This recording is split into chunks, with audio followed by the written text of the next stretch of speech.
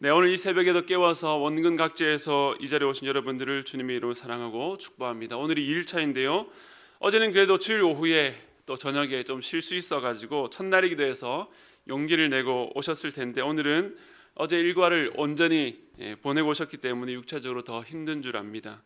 참 귀한 걸음이요, 하나님이 받으시는 아름다운 헌신과 마음입니다. 하나님께서 오늘도 우리를 그냥 돌려보내지 않을 줄로 믿습니다. 첫날은 심령이 가난한 자, 어제는 애통하는 자, 오늘은 온유에 대해서 함께 나누기 원합니다. 여러분은 온유라는 단어를 어떻게 이해하고 계십니까?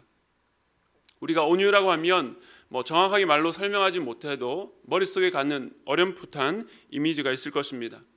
온유를 국어사전에서 찾아보니까 성격이나 태도가 온화하고 부드러움이라고 되어 있습니다. 우리가 일반적으로 생각하는 그런 이미지와 비슷하죠. 우리는 온유라고 하면 양보하고 희생하고 누군가를 이끌어가고 지도하기보다는 누군가에게 이끌려가고 맞춰주는 수동적인 태도라고 생각합니다. 물론 온유라는 단어 안에는 그런 의미가 담겨 있는 것이 사실이지만, 성경이 말하는 온유는 그런 겉모습 아래에 좀 더 풍부한 의미, 스토리가 담겨 있습니다. 온유를 뜻하는 헬라 원어 프라비스는 구약에서 고난, 괴로움을 당하는 가난과 같은 히브리어 단어를 헬라어로 번역할 때에 사용되기도 했습니다. 즉, 온유라는 단어의 뿌리에 고통, 가난, 괴로움이라는 뜻이 포함되어 있는 것입니다. 그러므로 첫날 보았던 가난한 자와 온유한 자는 같은 뿌리에서 나왔다고 할 수 있습니다. 물론 그 강조점에서는 차이가 있지만 온유한 자가 가난한 자이며 가난한 자가 온유한 자라고 할 수 있는 것이죠. 어제 말씀처럼 심령이 가난한 자가 애통할 수 있습니다. 그리고 애통한 자는 점점 온유해질 수 있는 것입니다. 그가 겪은 고통과 가난과 괴로움, 그로 인해서 흘리는 눈물, 애통이 그로 하여금 온유한 자로 만들어 간다는 것입니다. 그래서 재미있는 것은 이 온유라는 헬라어 단어 안에는 길들이다라는 뜻이 있습니다. 사나운 짐승을 훈련시킬 때 쓰는 단어이죠. 그리고 또는 고열이 나다가 약을 먹고 열이 내린 상황을 말하기도 합니다. 이처럼 무언가의 다스림을 받아 통제되는 것을 말합니다. 따라서 성경이 말하는 온유는 그저 기질적으로 부드럽고 착한 것만을 말하지 않습니다. 태생적으로 태어나길 다른 사람보다 순진하고 온화한 것처럼 보이는 것이 성경이 말하는 온유가 아니라는 것입니다. 어떤 분들은 나는 성격이 급해서 온유는 전혀 나와는 맞지 않은 복이다, 내게는 없다라고 생각할 수 있습니다. 그러나 그렇지 않습니다. 제가 첫날 말씀드린 것처럼 강약의 차이는 있을지라도 그리스도인들 모두에게는 팔복이 있기 때문에 여러분도 이미 온유의 복을 받으신 줄 믿으시기 바랍니다. 좀 더 온유를 이해하기 위해서 성경 인물을 살펴보려고 합니다. 성경에서 온유라고 하면 저는 두 인물이 생각나는데 사이좋게 구약과 신약에 등장합니다. 아마 누군지 감이 오시는 분들도 계실 텐데, 먼저 민수기 12장 1절과 2절 우리 함께 읽겠습니다. 시작.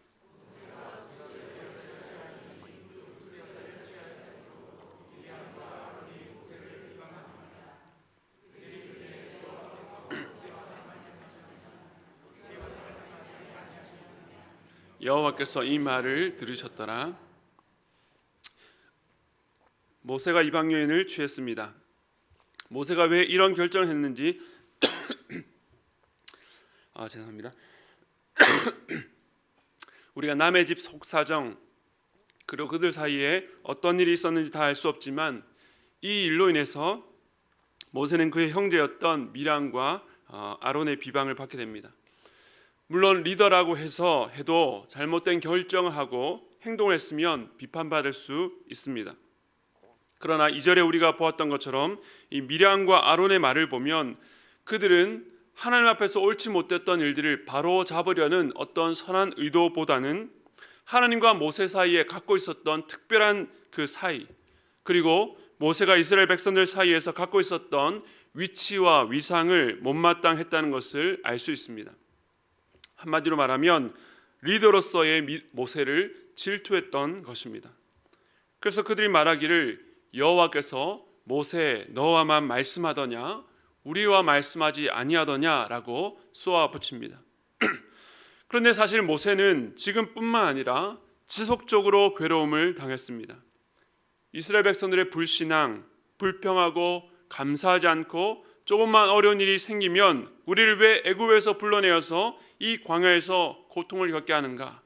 차라리 애굽에서 죽었다면 더 좋았을 것을. 애굽으로 돌아가자.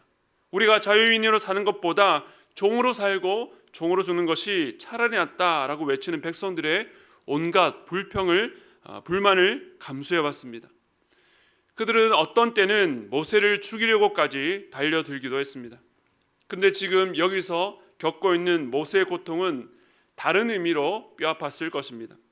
바로 자기의 혈육이었던 아론과 미리암, 무죄한 백성들은 그럴 수 있다 해도 이들만큼은 자신을 이해해주고 곤경에 빠졌을 때에 자기 편이 되어줄 것이라고 기대했는데 그들은 기회를 만난 것처럼 등을 돌려 정죄하고 있는 상황입니다. 우리 역시 그렇지 않습니까? 당연히 내 편이 되어줄 거라 생각했던 그 사람, 특히 가족과 가까운 사람들을 통해서 비판받고 대립각을 세울 때에 세상이 무너지는 것 같은 절망을 느끼게 됩니다. 그래서 어떤 때는 그것이 너무나 속상해서 똑같이 되갚아 주기도 합니다. 그런데 이 상황에 있는 모세를 향해서 하나님의 평가가 어떤지 보시기 바랍니다. 민수기 12장 3절입니다. 함께 읽겠습니다. 시작. 아멘.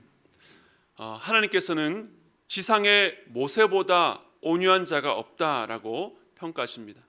그런데 우리는 성경 앞을 몇 장을 더 들여다보면 모세가 원래 어떤 성향과 어떤 기질의 사람이었다는 것을 잘 알 수 있습니다. 출애굽기 2장 11절부터 12절 말씀 우리 함께 읽겠습니다. 시작.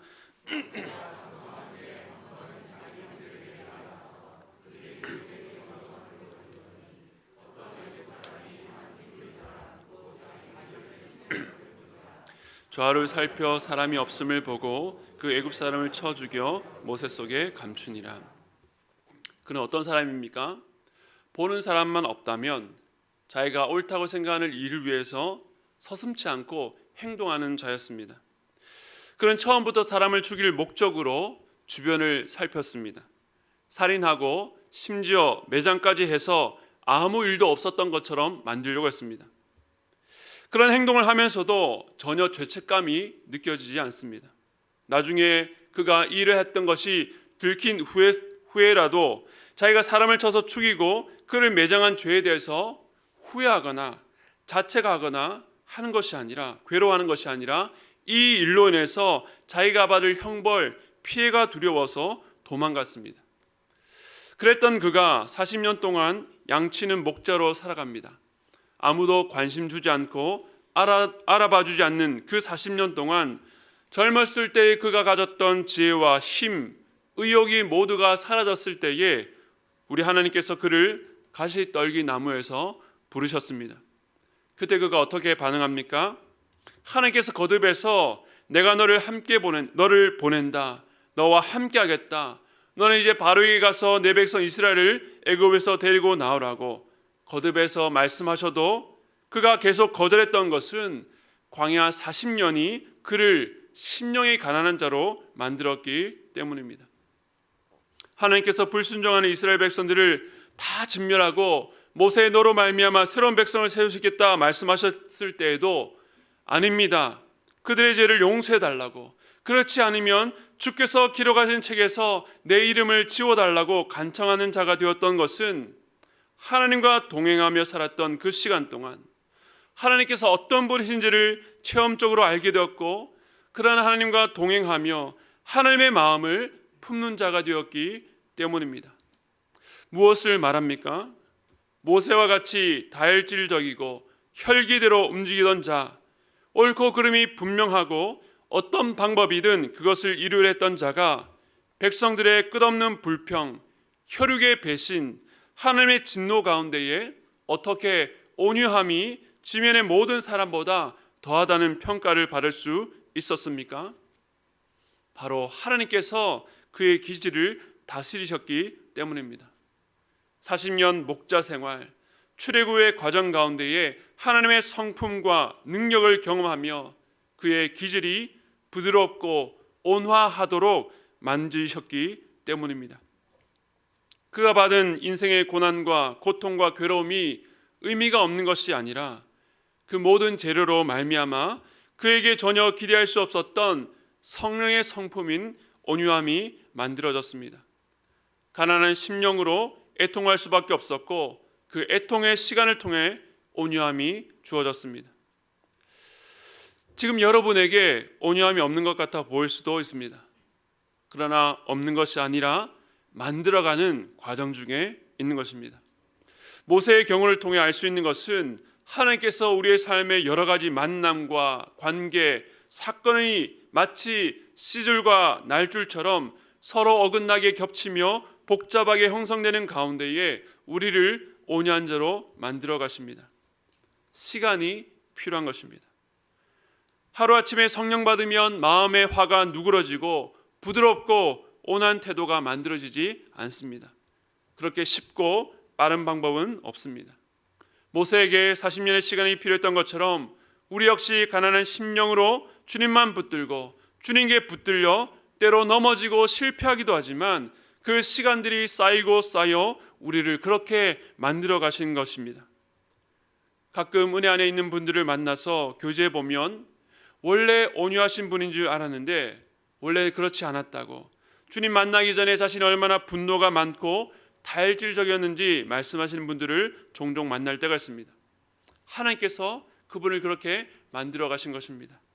그리고 그 하나님께서 여러분을 오늘도 그렇게 빚어가고 계시는 것입니다. 이제 어떻게 그렇게 만들어 가시는지 우리 보겠습니다. 지금까지 구약의 인물 모세를 보았는데 이제 온유하면 생각나는 신약의 한 인물을 보겠습니다. 아마 많은 분들이 예상하셨을 것 같은데요. 마태복음 11장 28절입니다. 함께 읽겠습니다. 시작. 수고하고 무거운 짐진 자들아 다 내게로 오라. 내가 너희를 쉬게 하리라. 아멘. 아니요. 네, 28절까지만요. 네, 스포일러가 되었습니다. 네. 예수님께서 인생에 수고하고 무거운 짐진 자들을 초청하십니다. 누구에게요? 나에게로. 예수님 자신에게 오라고 말씀하십니다. 그리고 그들에게 참된 쉼, 안식을 약속하십니다. 이 안식은 그저 아무것도 하지 않고 가만히 있는 수동적 쉼, 무활동의 쉼이 안식이 아닙니다. 그래서 주님은 이렇게 말씀하십니다. 다음 구절 29절입니다. 함께 읽겠습니다. 시작.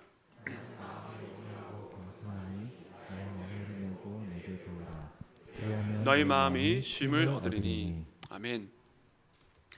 주님께서 자신을 뭐라고 소개하십니까? 나는 마음이 온유하고 겸손하다라고 말씀하십니다. 모세가 우리에게 온유가 무엇인지 그의 삶을 통해서 보여줬다면 예수님은 당신께서 온유하시니 내게로 와서 배우라고 내가 너희를 직접 가르치시겠다라고 말씀하십니다. 여러분, 길을 가다 보면 학원을 홍보하는 현수막과 광고판을 봅니다. 땡땡 전문 학원, 수능 대표 강사, 자기 학원이 무엇을 전문적으로 잘하는지 홍보합니다. 그런데 예수님께서 나는 마음이 온유하고 겸손하다라고 말씀하시면서 내게 배우라고 하십니다. 즉 우리 주님은 온유 전문가입니다. 겸손에 특화된 강사입니다. 우리 주님께로 가면 온유를 배우고 온유함을 입을 수 있습니다.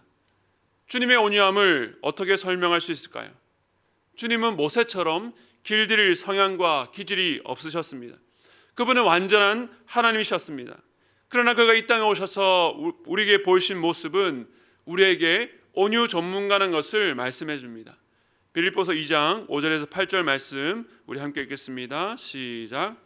너희 안에 이 마음을 품으라. 곧 그리스도 예수의 마음이니 그는 근본 하나님의 본체시나 하나님과 동등됨을 취할 것으로 여기지 아니하시고 오히려 자기를 비워 종의 형체를 가지사 사람들과 같이 되셨고 사람의 모양으로 나타나사 자기를 낮추시고 죽기까지 복종하셨으니 곧 십자가에 죽으심이라. 아멘. 예수님은 하나님이셨지만 스스로 자기를 비우시고 낮추셔서 종이 되셨습니다. 주님께서는 다른 대상에게 온유를 배우실 필요가 없으셨습니다. 왜냐하면 그 스스로 낮추시고 죽기까지 복종하셨기 때문입니다. 그것이 억지로나 힘에 의해서 굴종하신 것이 아니라 스스로 가장 높은 곳에서 가장 낮은 곳으로 가셨습니다. 여기에 대해서 히브리서 5장 8절은 이렇게 말합니다. 그가 아들이시면서도 받으신 고난으로 순종함을 배워서. 예수님께서 하나님의 아들이시면서도 고난으로 순종함을 배우셨습니다. 주님께는 십자가에 당하신 고난만이 아니라 인간에 대해 사신 그 모든 삶이 고난이었습니다. 자기 의사를 표현할 수 없는 무기력한 아이로 오셔서 부모의 돌봄이 없으면 스스로 책임질 수 없는 아이로 사신 것, 공생애를 사시기 전에도 지혜와 존귀와 영광으로 가득한 분이 인간이라는 한계 속에 오셔서 살아갔던 그 모든 삶이 고난이었던 것입니다.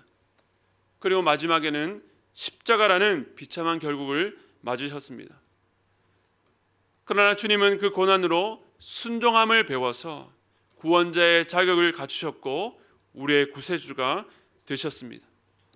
뿐만 아니라 그 주님께서 우리가 온유한 자가 되도록 그렇게 만들어 가시는 교사가 되어주신다 말씀합니다. 우리가 어떻게 날마다 온유한 자로 세워질 수 있습니까? 우리가 겪는 고통과 고난, 괴로움이 자동적으로 우리를 온유하게 만들어주지 않습니다. 어떤 이는 인생에서 만난 고난 때문에 더 사나워지고 무정해지고 완고해집니다. 그러나 우리가 그리스도인으로서 만나는 상황과 환경과 고통, 가난, 괴로움이라는 피하고 싶은 상황일지라도 우리 주님은 그 속에서 우리의 교사가 되셔서 우리 안에 없는 성품, 바로 온유를 빚어가는 것입니다.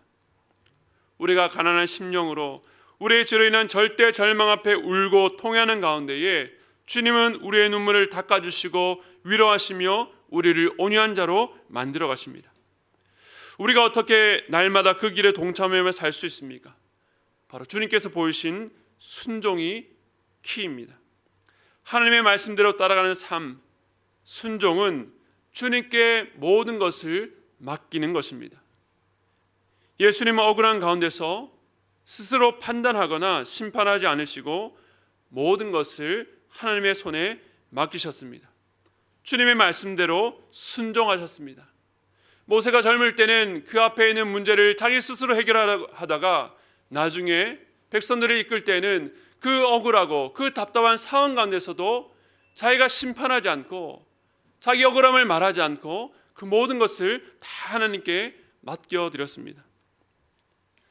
하지만 우리는 부당하다고 생각할 때에 온유하지 못합니다. 왜 그렇습니까? 모든 것을 주님께 맡기지 못했기 때문입니다.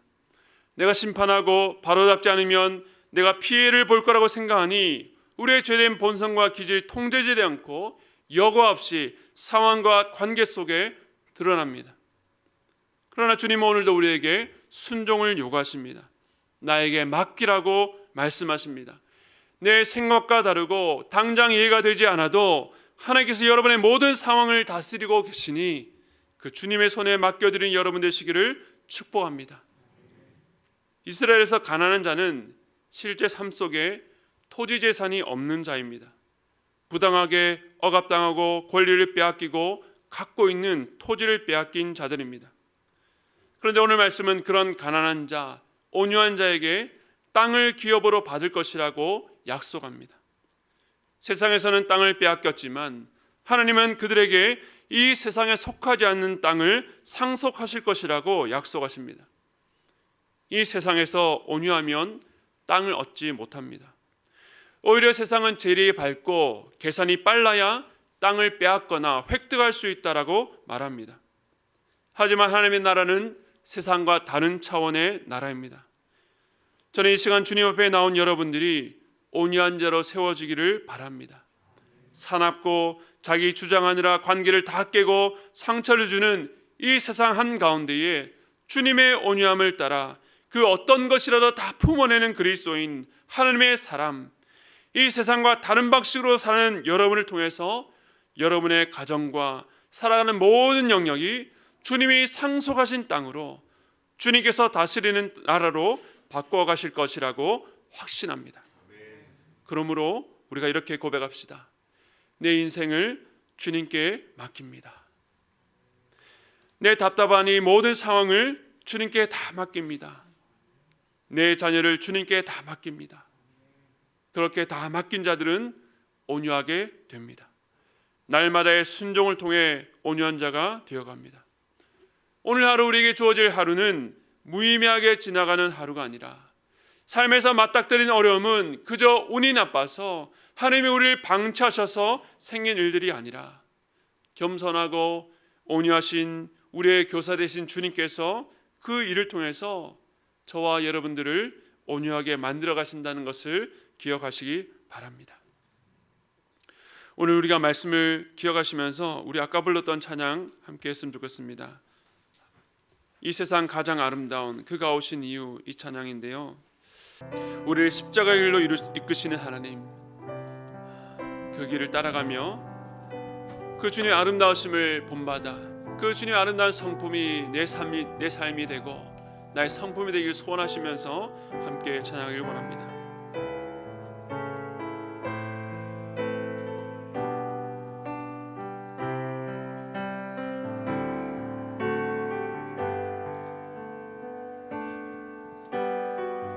이 세상 가장 아름다운 순종의 눈물, 온 세상 다시 빛나게 한 생명의 눈물,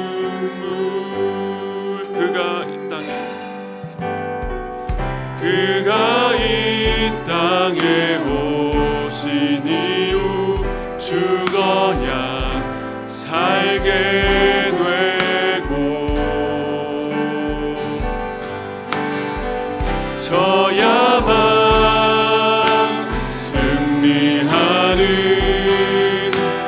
놀랍고 영원한 신, 지으신 그대로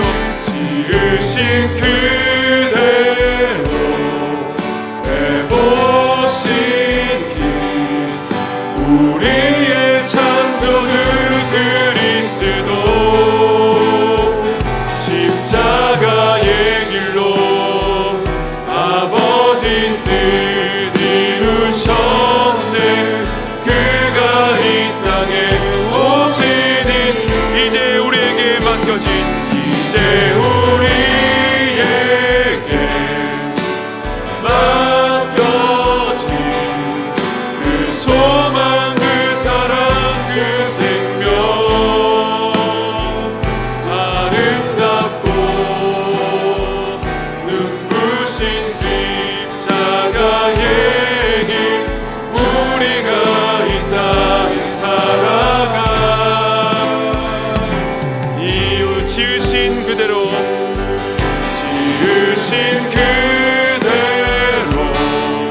회복시킨 우리의 창조주 그리스도 십자가의 길로 아버지 뜻 이루셨네. 그가 이 땅에 오신 이유 이제 우리에게 맡겨진 그 소망, 그 사랑, 그 생명, 아름답고 눈부신 십자가의 길, 우리가 이 땅을 살아간 이유. 주님께서 오늘도 우리를 그 아름답고 눈부신 십자가의 길로 초대하고 계십니다. 근데 여기서 말하는 아름답고 눈부신이라는 것은 이 세상이 원하는 레드카페트가 깔리고 고통이 없고 슬픔이 없고 괴로움이 없고 희생이 없는 그런 길이 아니라 주님이 지셨던 그 십자가의 길, 내가 죽는 길, 내가 희생하는 길, 내 기질이 다스려지는 그 길이라고 말씀하고 있습니다. 우리 오늘 이 시간 함께 기도하기를 바랍니다. 먼저는요, 여러분의 인생에서 이해되지 않는 그 사건, 용서하지 못하는 그 일들, 용납하지 못하는 그 일들, 마음에 해결되지 않는 그 일들을 오늘 이 시간에 주님의 손에 좀 맡겨드렸으면 좋겠습니다. 그 일들 내가 어떻게 해서든 해결하려고 이해하려고 이리 살펴보고 저리 봐도 되지 않지만 주님께서 우리의 인생 가운데 그 일을 허락하신 것은 우리를 내버려 두심이 아니라 그 일을 통해서 우리 안에서 온유함, 예수님의 성품을 만들어가기 위한 주님의 뜻인 줄로 믿습니다. 오늘 우리가 온유한 그 길을 따라가기 위해서 바로 그 일부터 시작합시다. 내가 이해되지 않는 일, 용납되지 않는 일, 용서되지 않는 일들 내가 주님의 손에 맡겨드립니다. 그 일을 내가 해결할 수 없으니 주님의 손에 맡겨드립니다. 주님, 그러니까 이제는 내가 그 일들을 주님의 손에 맡겨드리고 온유한 삶을, 우리의 교사된 주님의 손을 붙잡고 온유한 삶을 살아갈 수 있도록 주여 붙잡아 주시옵소서. 나를 깎으시고 다스리셔서 주님만 따라 순종한 삶을 배워가게 하시고 가난의 심령을 애통하는 가운데에 우리에게 없는 온유한 마음을 주시옵소서. 우리 함께 기도하실 때에 주여 세 번 부르짖고 함께 기도하도록 하겠습니다.